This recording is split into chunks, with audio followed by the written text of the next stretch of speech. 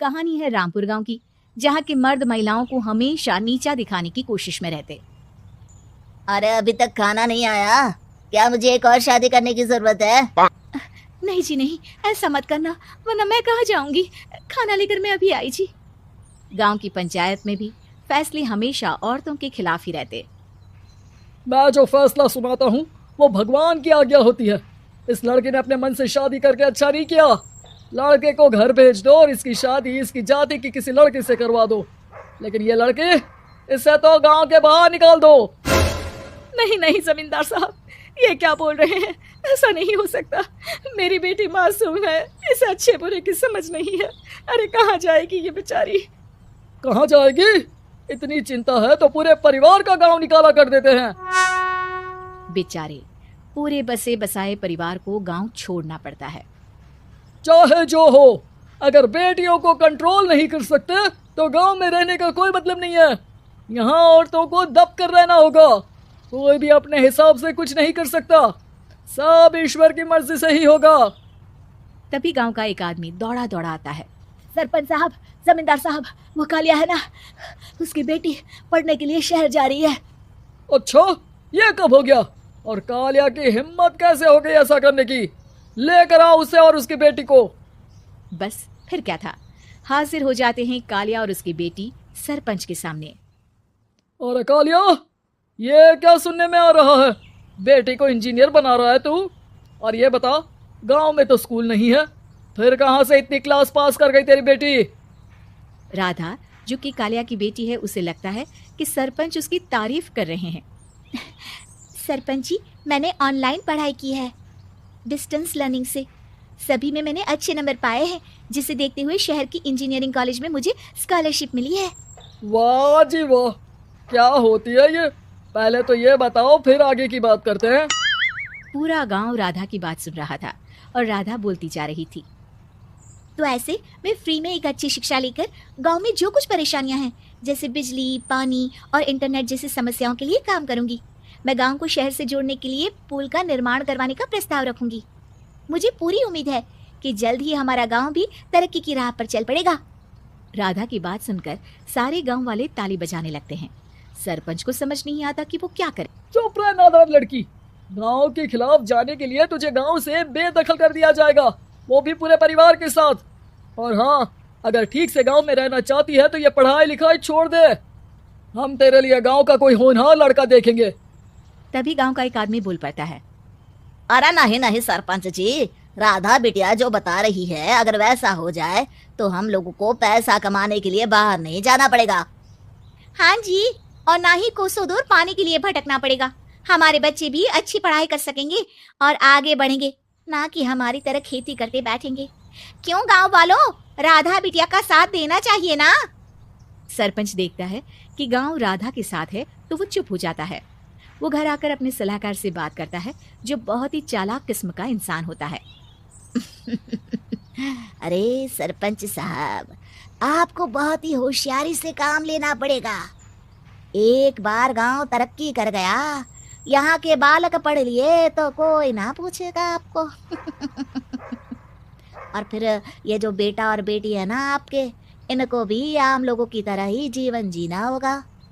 हाँ, लेकिन करे तो क्या करे? वो ना आप मुझ पर छोड़ दीजिए, बस मैं जैसा बोलूं करते जाइए।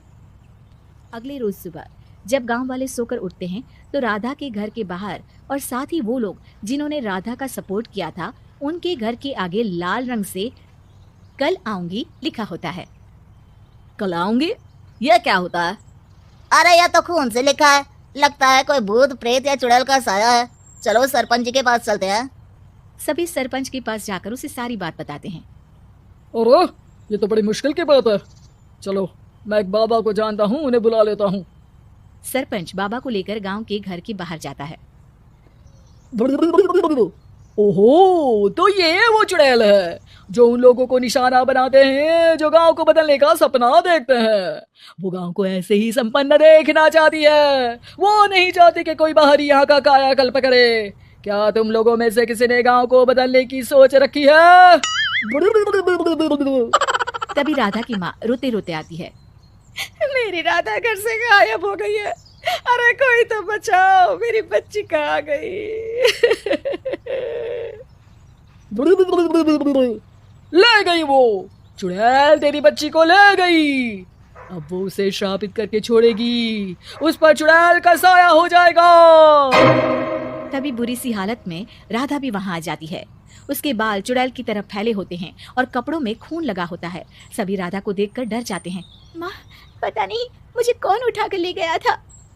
अरे दूर दूर हो जा चुड़ैल, अब हम लोग इस गांव में नहीं रुकेंगे। अरे कैसी बातें कर रहे हैं आप?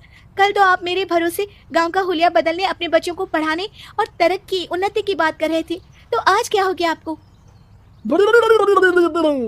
ये फिर तुम लोगों को बहकाएगी। ये चुड़ैल गांव में आ चुकी है, ऐसे ही ये तुम्हारे घर के बच्चों को भी ले जाएगी। गांव वाले राधा को गांव से बाहर निकाल देते हैं। उसके माँ बाप रोते रहते हैं, लेकिन गांव वाले नहीं मानते। मैं भी अपनी बहन के साथ गांव के बाहर रहूंगा, लेकिन वो पढ़ाई नहीं छोड़ेगी। वहीं सरपंच के घर पर सलाहकार कहता है, देखा, सांप भी मर गया और लाठी भी नहीं टूटी। लेकिन अगले ही दिन सरपंच के घर के बाहर भी वही शब्द लिखे होते हैं। और फिर सरपंच की बीवी कहती है, हमारी बेटी को किसी ने अगवा कर लिया है। तभी राधा का भाई वहां आ जाता है। अरे गांव वालों, मैंने सरपंच जी की बेटी को देखा था, वो चुड़ैल उसे उठाकर ले जा रही थी। अरे क्या मजाक कर रहे हो? नहीं नहीं सरपंच जी, आप नहीं जानते, वो चुड़ैल अब आपकी बेटी में आ जाएगी, जैसे राधा के अंदर आ गई थी। तभी सरपंच की बेटी वैसी ही हालत में वहां आती है जैसे राधा आई थी। पापा, पता नहीं कैसे मैं गायब हो गई थी। चुड़ैल, इसके अंदर भी चुड़ैल का साया है, मारो इसे। अरे नहीं नहीं, इसे भी राधा के पास गांव के बाहर ही भेज दो। अरे चुप रहो, मेरी बेटी कहीं नहीं जाएगी और चुड़ैल बुड़ैल कुछ नहीं होता है। अरे कैसे बात कर रहे हो सरपंच जी?